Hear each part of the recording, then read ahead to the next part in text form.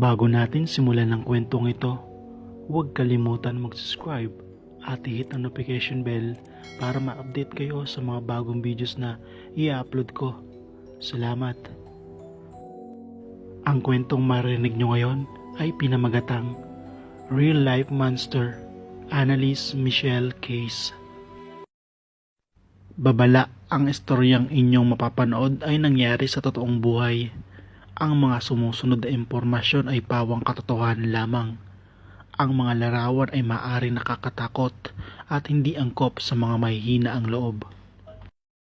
Si Annalise Michelle ay isang German girl na nakatira sa maliit na bayan ng Klinkenberg, Germany. Ipinanganak siya noong taong 1952. Lumaki si Annalise sa isang istriktong pamilya.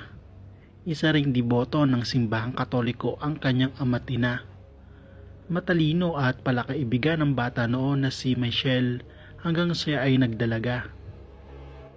Setyembre ng taong 1968 at 16 na taong gulang pa lamang si Michelle nung unang beses siyang himatayin sa kanilang paaralan. Kinagabihan, naramdaman niya na tila ba may kung anong nakadagan sa kanyang dibdib, dahilan para mahirapan siyang huminga at hindi siya makagalaw sa kanyang hinigaan. Pero hindi na muling naulit pa ang insidenteng ito hanggang sa matapos na ang taon.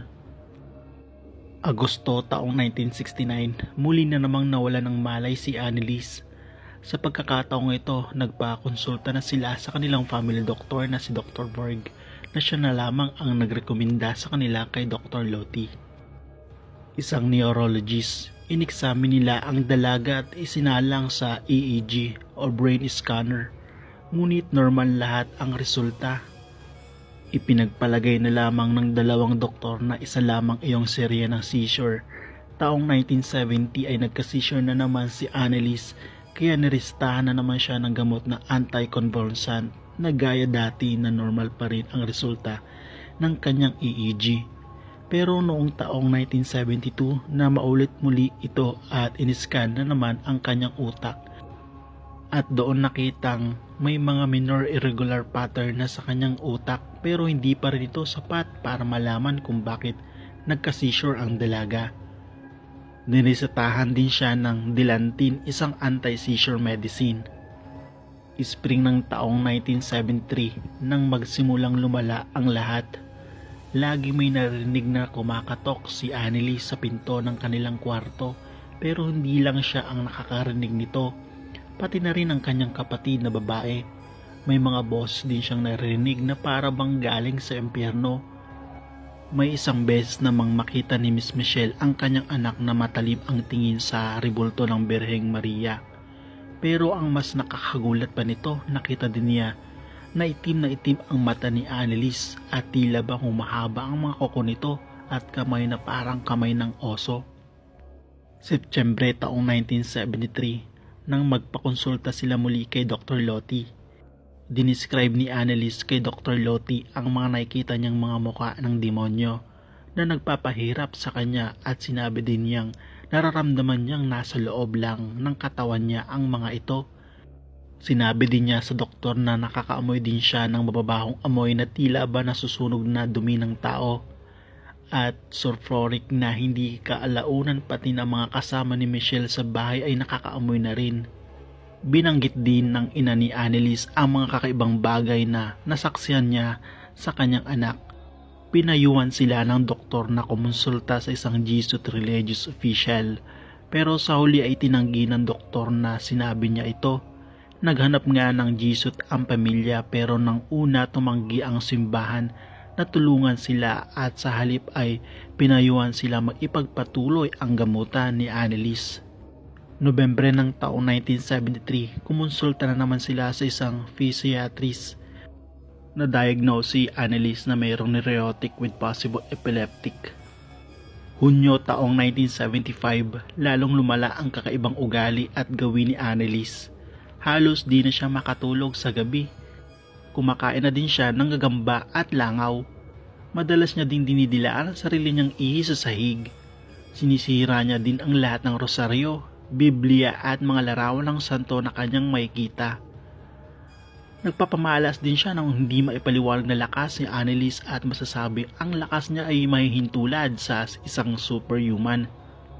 May isang beses na walang kahirap-hirap niyang piniga ang isang mansanas hanggang sa madurog ito at magkalat sa kwarto gamit lamang ang isa niyang kamay.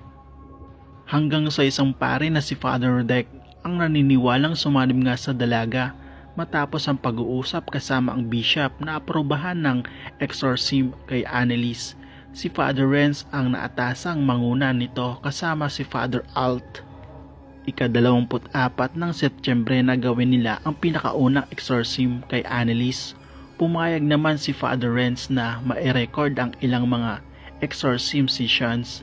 42 audio recordings ang exorcism kay Annalise ang naitala. Sinabi din ni Annalise na si Valentin Freshman ang isa sa mga demonyo ng kanyang katawan. Nagsabi din siya ng eksaktong detalye tungkol kay Freshman. Sinabi niyang si Freshman ay isang excommunicated priest. Isa siyang pare noong 1500s na napatalasik ng simbahan dahil sa masamang ugali at gawin nito. Ang mga detalyeng ito ang gumulantang kay Father Alt. Mayo taong 1976, lumala ang sanib ni Annalise. Inuuntog niya lagi ang ulo niya sa pader at kinakagat din niya ang sarili niya, pati na din ang mga taong nasa paligid niya at umaabot na din sa puntong kinakailangan na siyang itali ng kanyang ina para hindi na niya masaktan ang sarili at ang mga iba. At malala pa, di na rin kumakain si Annalise. Ayon sa kanya, di umano siya pinapayagang kumain ng mga demonyo sa kanyang katawan. Lumubog na ng sobrang itim ang paligid ng kanyang mga mata ni Annalise. Naging sobrang hina na ng katawan niya.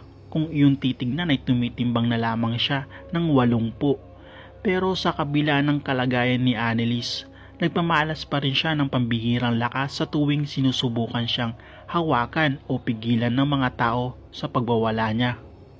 Buwan ng Hunyo nang tuluyan ng namayat at dumubog na ang mukha ni Annalise, tumanggi na rin siya magpadala sa doktor kahit na minsan sobrang taas na ng kanyang lagnat. Ika-30 ng Hunyo, inexorcism na naman si Annalise. Habang inexorcise si Annalise, paulit-ulit niyang sinasabi na please absolution.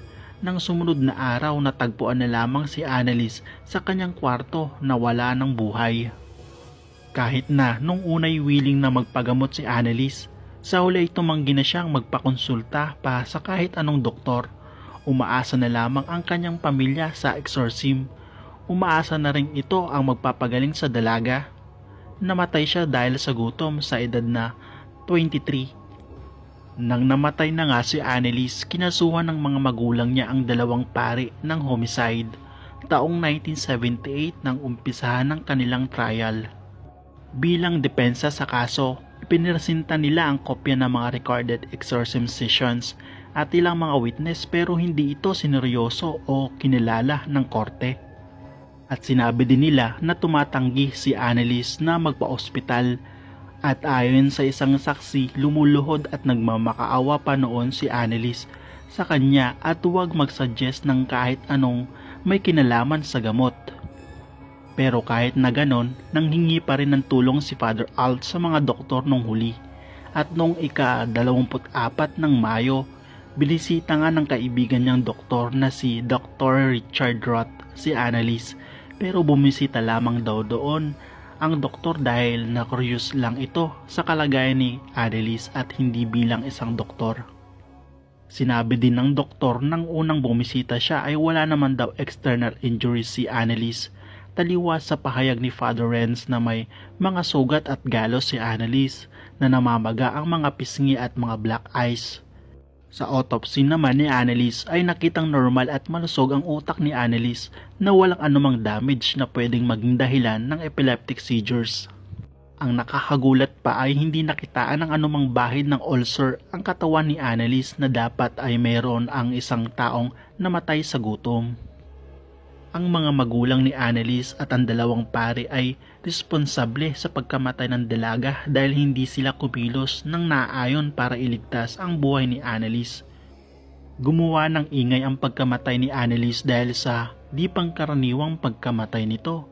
Nagkameron pa ng pelikula sa hango sa pangyayaring ito na pinamagatang The Exorcism of Emily Rose.